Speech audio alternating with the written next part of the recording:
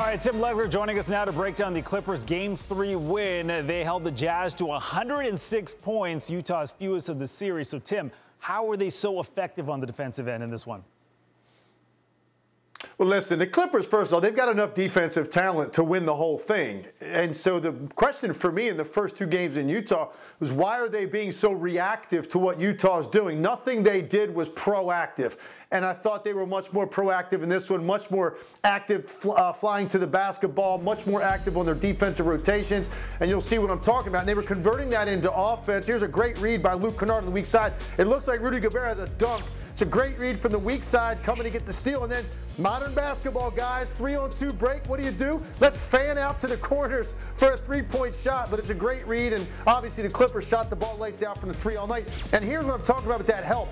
Donovan Mitchell was at the rim repeatedly in the first two games. You got 4 black jerseys around the basketball. 3 different guys get off the ground to contest it. And then the key, again, let's convert that now to offense going the other way. You throw the ball to one of the most dynamic players in the league in the open floor with one guy to beat. Sometimes defensively, you've got to flip that switch where you are now dictating to teams what they're allowed to do rather than reacting to what they're doing to you, where you're chasing the ball around and you never seem to catch up to it. Clippers were desperate tonight. They knew that this series was over if they lose this game.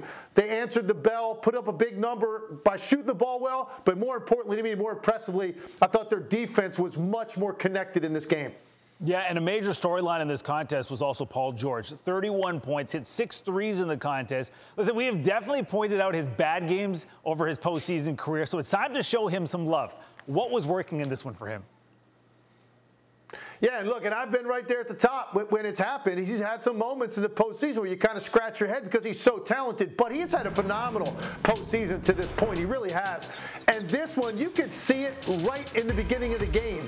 His mentality was to attack anything that was in front of him. And when he starts to get into that area where he's in a mid-range area to floor with that lean back, then that's going to set up the rest of his game. This is one of the best mid-range jump shooters in the league. And when he does it, now you got dancing. You're backpedaling. Jazz have a number of defenders they can put on him with length, but he went over the top. And then the three-point shot is something that can be streaky with Paul George at times. But I feel like when he has success early in the game, he becomes a much more serious threat throughout, and that is the difference for the Clippers. I almost feel like we know what we're going to get out of Kawhi Leonard. You can pencil in a certain number. He's proven it so many times throughout his career. And then they're going to have X factors like a Reggie Jackson. Luke Kennard has played well for them, Nicholas Batum. But the biggest X factor of all is Paul George. And if he plays this well offensively, as I said at the start of this segment, they've got enough talent on both ends of the floor to win the whole thing. But the key is Paul George consistently playing as aggressively as he did in Game 3. Yeah, and it's interesting. It's a 2-1 series now. We know the Clippers have been in this position before. They were down 2-0 to the Mavs, and they came back. And like you mentioned, PG continues to play this way. LA's got a great chance. Thank you, Tim. Thanks for watching ESPN on YouTube. For live streaming sports and premium content, subscribe to ESPN+.